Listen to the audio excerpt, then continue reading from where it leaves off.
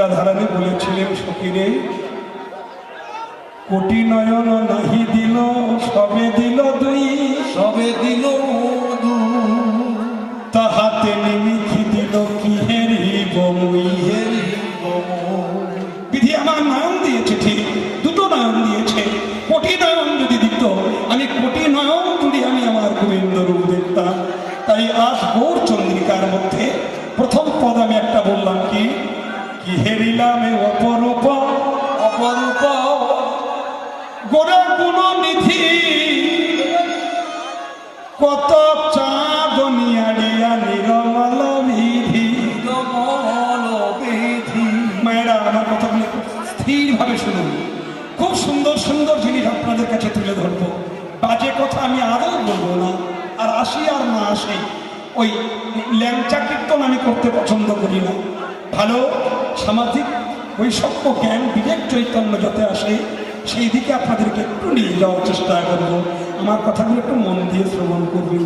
এই দেখুন, গৌরকে বলা হলো গুণের বেধি। আচ্ছা মায়েরা, গৌরের কি কি গুণ ছিল জানেন? একটু বলবো, একটু শুনবেন তো নাকি? গৌরের কত সুন্দর গুণ ছিল একটু ছোট্ট করে বলি শুনুন। যেদিন নাকি মহাপ্রভু ঝাড়িখণ্ডের বনপথে, যেদিন নাকি কৃষ্ণ নাম নিতে নিতে মহাপ্রভু আসছেন, আর এই মহাপ্রভুর সঙ্গে একজন ভক্ত ছিলেন, নাম ছিল তার সার্বভৌম ভট্টাচার্য। এখন মহাপ্রভুর চলনটা কেমন জানেন? এই নামের গ্রন্থিতে গিট দিচ্ছেন, আর নয়নটা ঊর্ধ্বমুখী, আর খুব জোরে জোরে পদচারণ করছে, আর মুখে কৃষ্ণ নাম করছে। হরে কৃষ্ণ হরে কৃষ্ণ, কৃষ্ণ কৃষ্ণ হরে হরে, হরে রাম হরে রাম, রাম রাম হরে হরে, হরে কৃষ্ণ হরে কৃষ্ণ, কৃষ্ণ কৃষ্ণ হরে হরে, হরে রাম হরে রাম, রাম রাম হরে হরে। মহাপ্রভু চলছে, চলতে চলতে কি হয়েছিল বললেন না? ঝাড়খণ্ডে কোনোদিন গেছেন কেউ? একটু হাত তুলুন তো বাবা, কারা গেছেন? আমি বৈশাখ জ্যৈষ্ঠ মাসে ঝাড়খণ্ডে আসি। এই ঝাড়খণ্ডের যে বনপথের লীলা, চৈতন্য ভাগবত একটু খুলে দেখুন, মুখের কথা নয়। সেদিন কি হয়েছিল জানেন? সেদিন ওই বনের ভিতরে একটা পশু, বাঘ, পশুদের আহার সেবা করে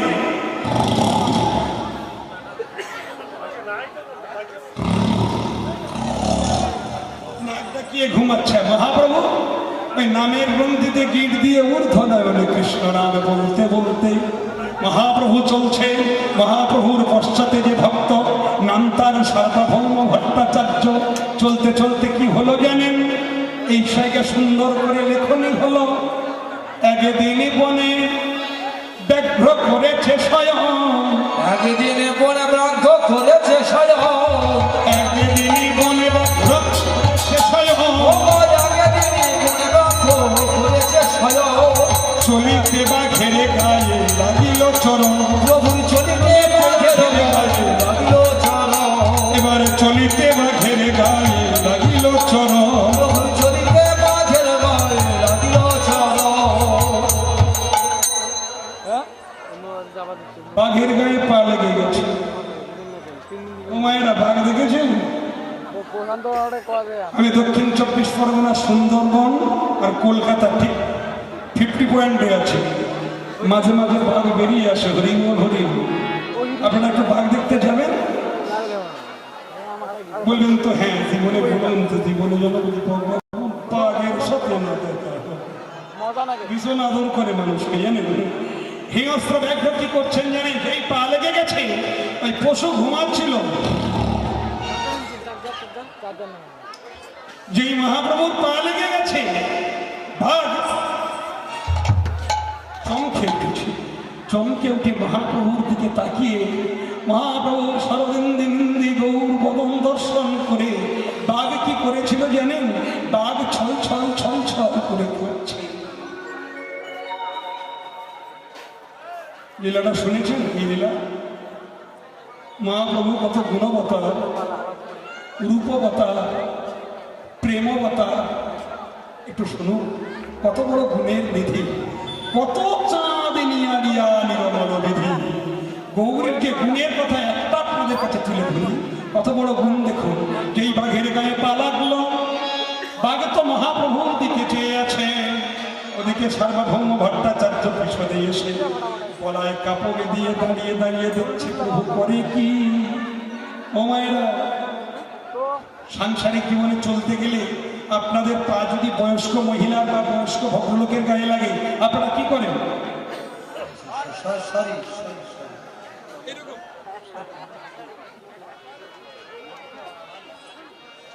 জীবনে এটা করবেন। বয়স্ক মানুষের গায়ে পা লাগলে কি করি? আমরা দুটো কর একত্রিত করে প্রণাম করি। আচ্ছা, বাচ্চাদের গায়ে যখন ছোটদের গায়ে পা লেগে যায় কি করি? হায় রে ভগবান, ঠিক না?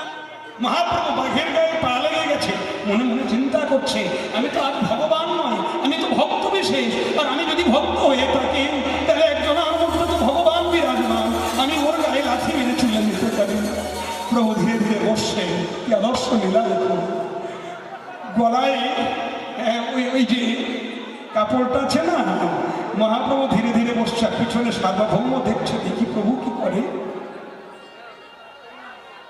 ধীরে ধীরে বসে বাঘের পায়ে প্রণাম করতে গেছে। যেই প্রণাম করতে গেছে, পিছন থেকে সার্বভৌম ভট্টাচার্য বলে উঠল, প্রভু আপনি কি করছেন? না, ওর গায়ে পা লেগে গেছে তো একটা প্রণাম করছি। প্রভু, পশু জাতির পায়ে যদি আপনি প্রণাম করেন কি হবে জানেন প্রভু? স্থাবর বিংশতি লক্ষাঞ্চ নবলক্ষাঞ্চ জলচর রুদ্র লক্ষাঞ্চ কৃমি কীট বাকি 10 লক্ষাঞ্চ অন্তজ। 30 লক্ষ জনই হলো পশু জন্ম, 4 লক্ষ জনই হলো মানবা, 20 লক্ষ বার গাছপালা জনি, তারপরে সেই জনির পরে 10 লক্ষ ডিম্বজনী, ডিম্বজনীর পরে 11 লক্ষ বার হলো কৃমিকীট জনি, তারপরে 30 লক্ষ জনি পশু জন্ম। আর এই পশু জন্ম পড়ার পরে মনুষ্য জন্ম, সাধের 4 জন্ম, 4 লক্ষ জনই মানবা। হে প্রভু, যদি ওই বাঘের পায়ে আপনি প্রণাম করেন, ওর নিচু তলায় ফেলে দেওয়া হবে, ও তো আর উঠতে পারবে না, তাই নাকি? তাহলে আমি প্রণাম করবো না, কি করি?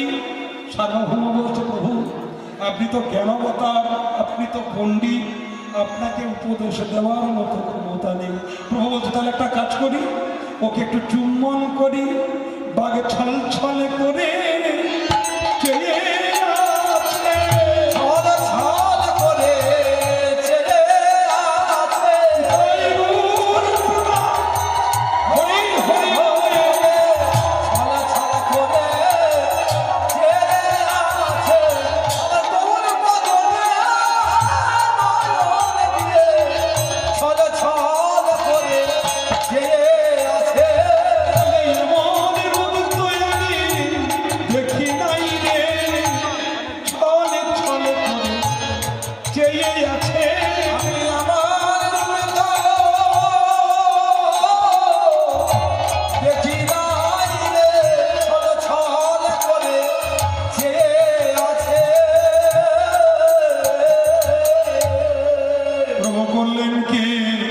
নিজেই আচরি ধর্ম জীবেরও শিখায়।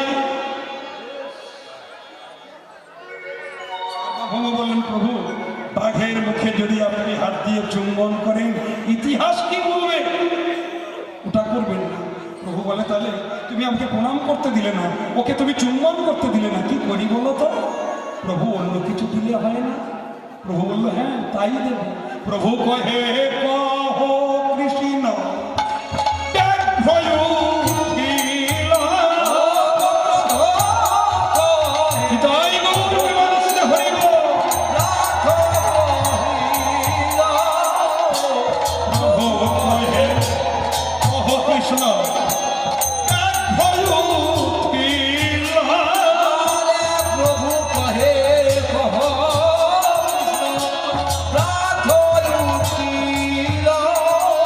এবার কৃষ্ণ কৃষ্ণ বলি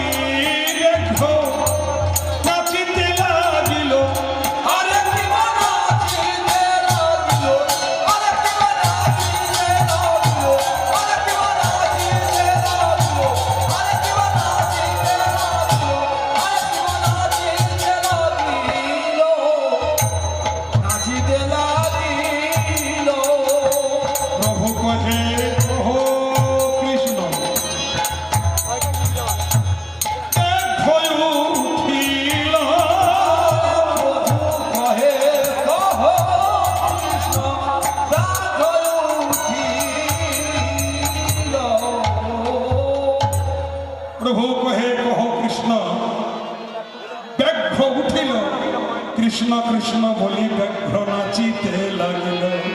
আচ্ছা বলুন তো মায়েরা, এমন অবতার কি আরে হবে? আরে অবতার কি আর হবে? বলি এমন অবতার আরে কি হবে? আরে অবতার কি আর হবে? হিয়স্র পশুর নামে দিল নিতাই গৌর।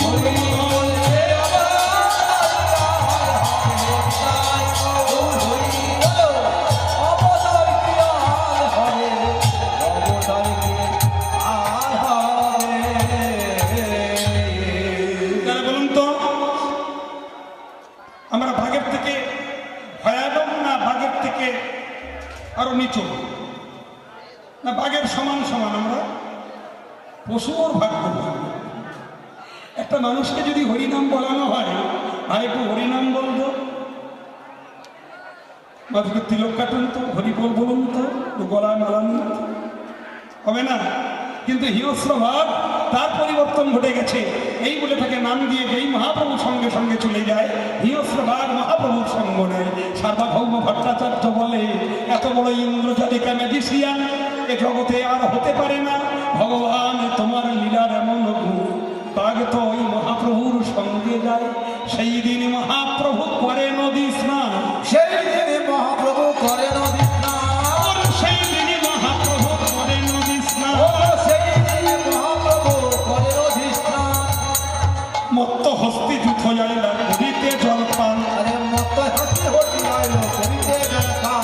আমি মত্ত হস্তি যুথ যাইলা করিতে জলপান। আরে মত হাসি আইলো করিতে জলপান। বিষয়গুলো শুনিসনি? এরা শোনেনি, নতুন লাগছে। মায়েরা আপনারা শুনেছেন এই লীলাটা? সত্যি করে কারা শুনেছেন আর তুলুন তো? শুনেছেন? বাহ, এক বাবাজি হাত তুলে বলেছিলেন যেটা ব্যবসাদন করছে। কি সুন্দর! কি হলো?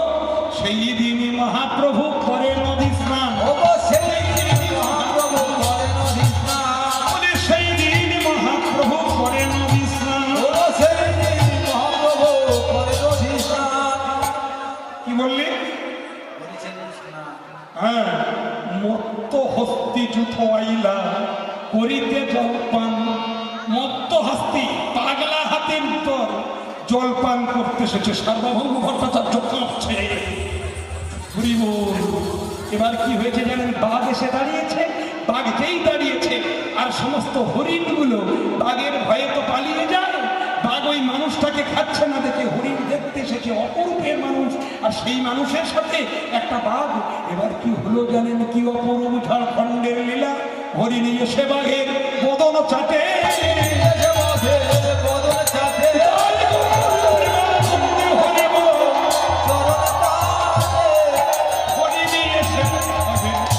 বদন চাটে।